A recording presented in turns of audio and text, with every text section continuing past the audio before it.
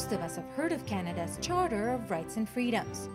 Maybe you've also heard of the Earth Charter and the United Nations Charter.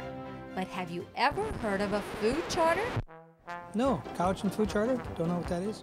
No, I haven't. I think I might have read something about it in the paper. Charter, it sounds like contracts or legal stuff. Well, the answer is yes. Believe it or not, there is a food charter, and it was developed right here in the Cowichan Valley. The Cowichan Food Charter is a document that Cowichan Green Community has been working on for about 3 years now. Basically, it's a vision for what we in Cowichan Valley hold true regarding food and food security and food accessibility for everyone in the community. Charters and protocols and these kinds of things are really about us developing a focus on something. In a place like the Cowichan Valley, I think we can produce tremendously more food, not only for ourselves, but for export into the economic region within BC. And food security is a big issue for us here on Vancouver Island since we import 80 to 90% of our food.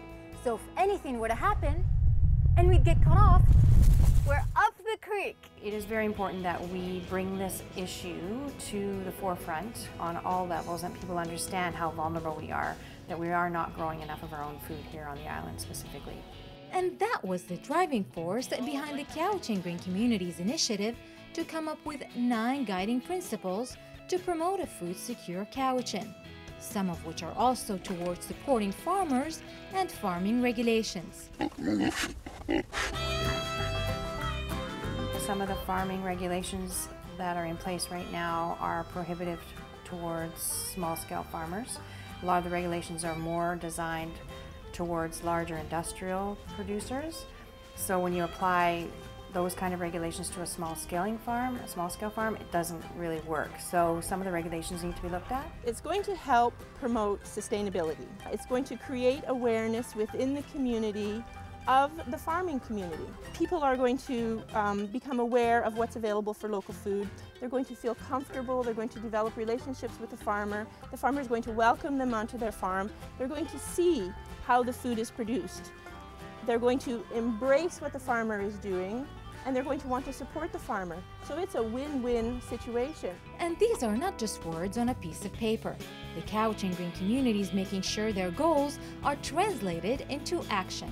Through those items, that's where we're doing programs such as the Fruit Save. We are doing programs such as Grow a Row, which encourages people to grow extra produce and give it to the food banks, and community gardens to set up community gardens.